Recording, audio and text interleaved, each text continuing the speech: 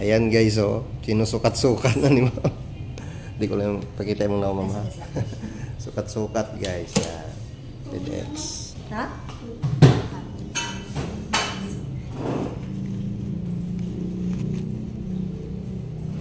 Kaya sa FedEx. Yan. General Santos City.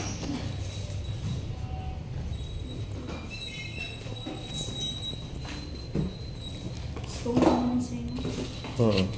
Tapos kami sa isa. Bible. Bible lang. Oo. Hindi na sir. Oh, sige, pwede. Pwede.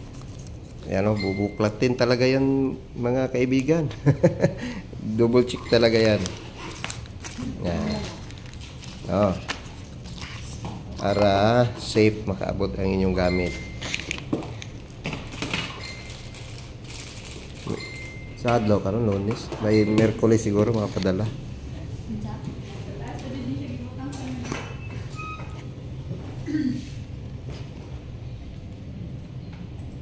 Macau lang na siya, ma'am, Macau. Ang address? Address ato na. Na lang address ato, sir. Macau, wala man siya. Ay, address ang pangalan. Ang pangalan sa padala. Wala din pa siyang padala. Mungutanar ako pila. Kaya sa Miyerkules na ko padala. Para kabalo siya. Good morning lang, sir. Ha? Till 2 lang din ito. Maghawak ito. Sa Miyerkules? Akong di Miyerkules, Huwebes. Pero Huwebes, whole day. Ano sa day mo? Ganamin natin kick off. Paano lang to sa Davao? Kailan morning lang. Morning, Miyerkules. Okay, sige. Habol ako. Then 1. Alauna sa hapon.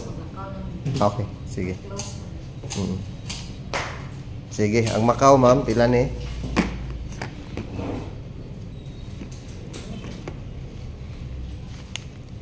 Para mabalaan na. Doon na ba ng Macau? Southeast Asia, bagay po na? Southeast Asia, no? February 5 din sa'yo na. Confirm pa lang po, Feb 5. Macau, Macau. February 5.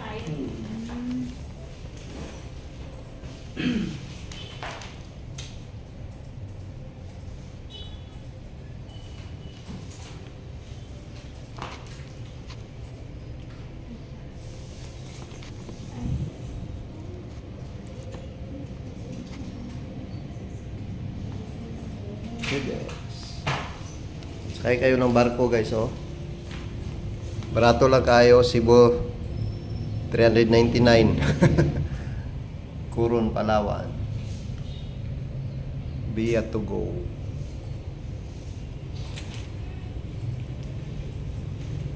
$2,428, sir. How much ang Macau, ma'am? 2,428 po. Pakisulat daw ko. 2,000. 2,000. Ayan. Macau is 2,428. 28 pesos. Okay. So, ito yung quotation natin sa Macau. Bago na siya yung discount, ano lang kami namin discount? Nakabil pa ko discount. 583 to siya, and then may discount kami karoon, sir. 248. Okay, naka-discount tayo. Kaya bumaba konti. Ito yung sa Macau.